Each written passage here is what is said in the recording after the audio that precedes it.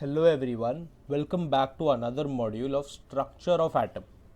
So last time we looked at neutrons, protons and electrons present inside of an atom. ठीक है, हमने fundamental particles of atom के बारे में बात की थी और हमने ऑल्सो बात की थी अ फ्यू थियरीज और models of atoms given by different scientist और उन्होंने क्या क्या बोला था. आज हम देखेंगे how light can be in the form of a wave और a particle. ठीक है, तो लाइट कैसे वेव भी हो सकती है और पार्टिकल भी हो सकती है उसके बारे में हम सीखेंगे. तो let's jump into our notes. अभी पहली चीज, light can be in the form of electromagnetic radiation. Light is a form of electromagnetic radiation. मतलब light has a electric component, it has a magnetic component and it is a form of radiation. ठीक है, तो light के पास electric component है, light के पास magnetic component है और ये दोनों मिलके बनाते हैं हमारी light and it is in the form of a radiation. Okay, so this radiation has a wavelength. This radiation has a wavelength. And what is a wavelength? It is the distance between two nearest crests and troughs. I'll show you what a wave looks like. This is what a wave looks like. So, it is the distance between two nearest crests and troughs. यानी अगर ये wave को मैं extend करूं यहां तक तो it is the distance between two nearest crests और ट्रफ्स. मतलब दीज आर टू क्रेस्ट्स या फिर अगर दो ट्रफ्स बना दूं तो ट्रफ्स के बीच में जितनी डिस्टेंस प्रेजेंट है this is your wave length.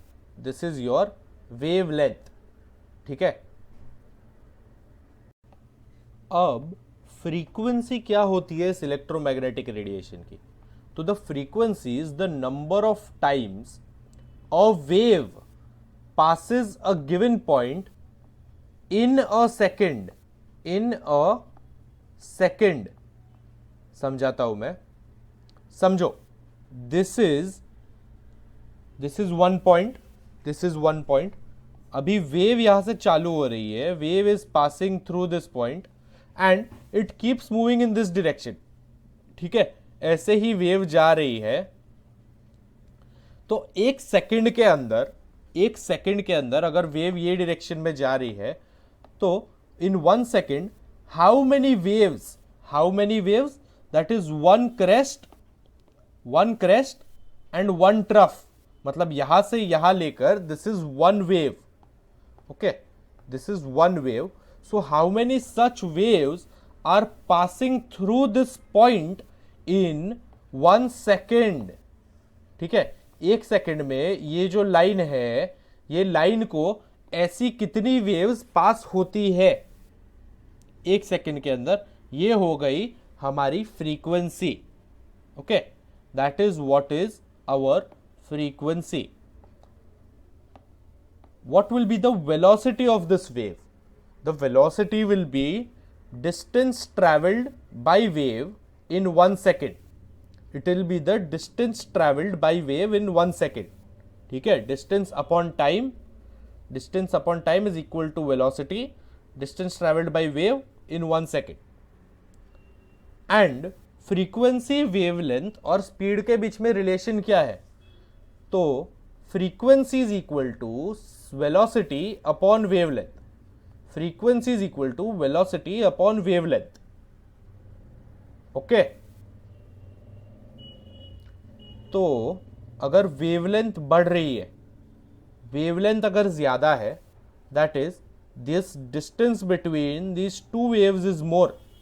अगर दो क्रेस्ट के बीच में डिस्टेंस बहुत ज्यादा है, वेवलेंथ बहुत ज्यादा है, तो फ्रीक्वेंसी हो जाएगी तुम्हारी कम. यानी the number of times a wave passes through a given point in a second will become less because the distance between two waves is much more. ठीक है, अगर वेव बड़ी हो रही है तो बड़ी वेव को एक पॉइंट के पास से, एक पॉइंट में से पास होने में ज्यादा टाइम लगेगा ना। तो अगर वेवलेंथ बढ़ रही है तो फ्रीक्वेंसी कम हो रही है। ठीक है, चलो अभी electromagnetic spectrum. Electromagnetic spectrum is the spectrum in which different types of electromagnetic radiations exist. X-rays, UV rays, visible light, infrared rays, microwaves, ये सारे के सारे exist are electromagnetic radiations. ये सारे के सारे are electromagnetic radiations and they have different wavelengths and frequencies. All of them have the same speed. All of them have the same speed, यानी ये जो स्पीड है वो कांस्टेंट रहती है, जबकि फ्रीक्वेंसी और वेवलेंथ चेंज होते रहते हैं। फ्रीक्वेंसी एंड वेवलेंथ चेंज होते हैं जबकि स्पीड हमारी कांस्टेंट रहती है। ठीक है, in all of these electromagnetic radiations, see wavelength increases in this direction and frequency decreases in this direction. तो मैं बोल सकता हूं कि फ्रीक्वेंसी ये साइड पे हाईएस्ट रहेगी, frequency will be highest on the left side and wavelength will be highest on the right side. हाँ कि ना? तो we can start from gamma raise.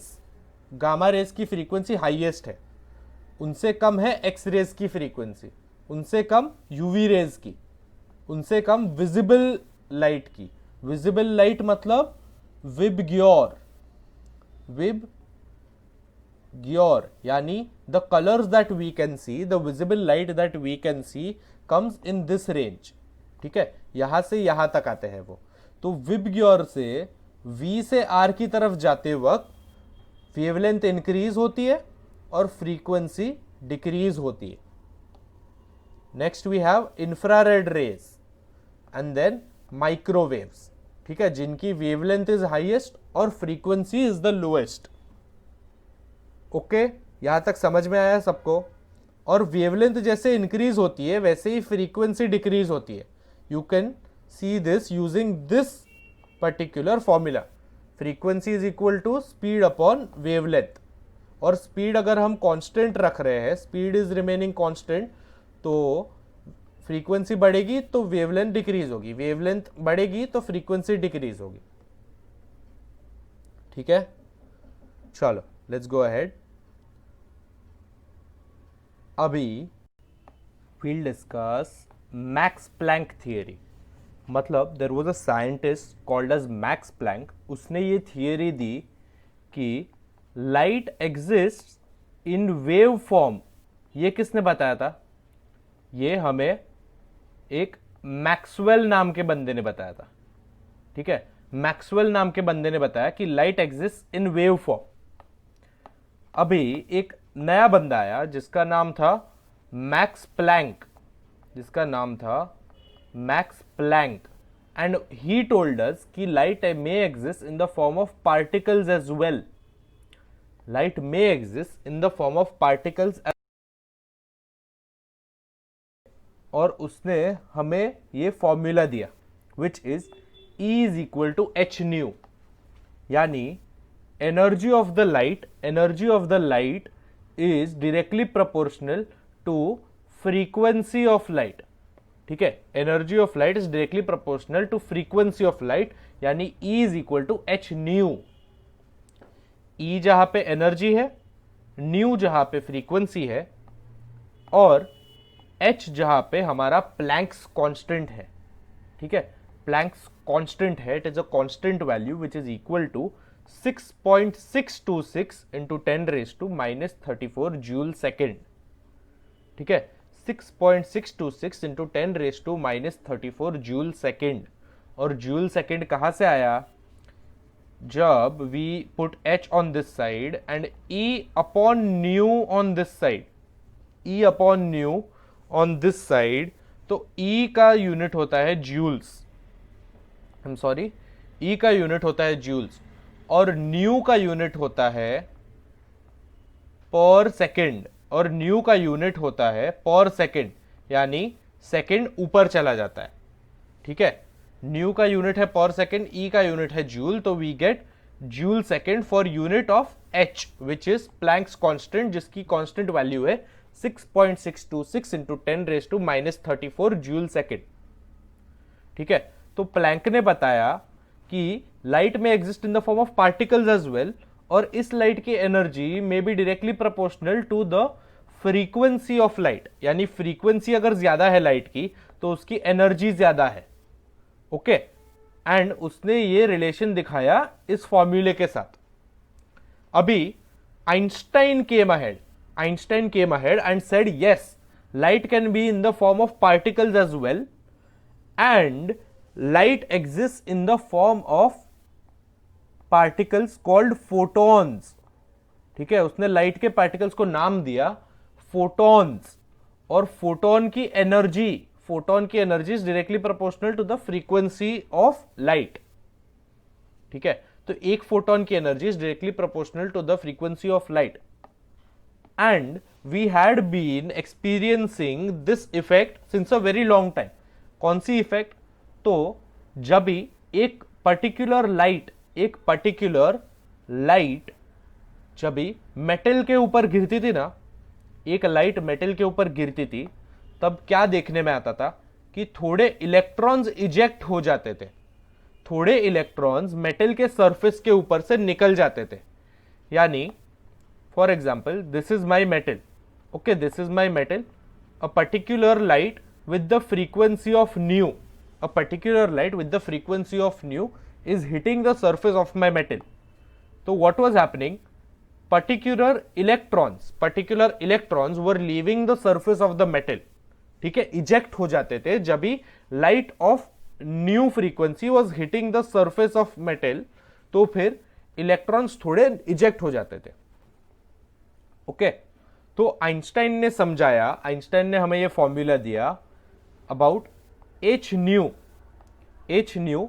where nu is the frequency of light hitting the metal, frequency of light hitting the metal, और h nu क्या हो जाएगा according to this formula? According to this formula, h nu will be the energy of light hitting the metal, ठीक है। h nu will be the energy of light hitting the metal, that is equal to h nu naught, जिसे मैंने बोला work function मतलब क्या? Minimum, ठीक है, ये जो लाइट आ रही है मेटल को हिट कर रही है, उसकी मिनिमम फ्रीक्वेंसी न्यू नॉट होनी चाहिए। h की वैल्यू तो कांस्टेंट है कि नहीं? h की वैल्यू तो कांस्टेंट है, तो उसकी मिनिमम फ्रीक्वेंसी न्यू नॉट होनी चाहिए, okay. And this h nu naught is called as work function, मतलब the energy, this is work function which is the minimum